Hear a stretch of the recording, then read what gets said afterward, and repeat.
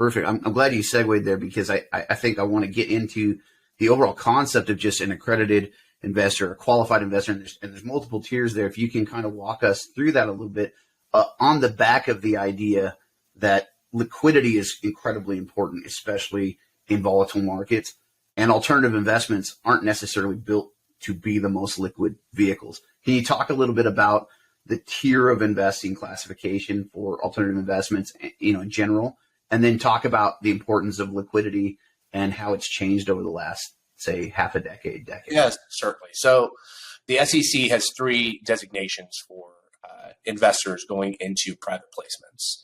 The highest tier is qualified purchaser. That's $5 million in investable assets, excluding the primary homestead. These types of products that are going to be QP products are going to be long-term illiquid investments. So think private equity, venture capital, even some types of hedge fund products, to where you need a certain threshold in this category, a $5 million threshold, to be able to access these products.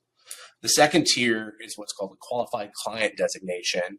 That's $2.2 million in investable assets, excluding homestead. These are going to be sometimes semi-liquid products that a lot of times will have a carry component, to where there's a profit split between the underlying manager and the investor. A lot of times those can align incentives and be appropriate in that circumstance. And the lowest tier is accredited investor. That's going to be $1 million in net worth, excluding homestead, or there's an income component that differs between single or joint filing. But that's the lowest designation, and the progress on the types of investments in the accredited space have really come a long way.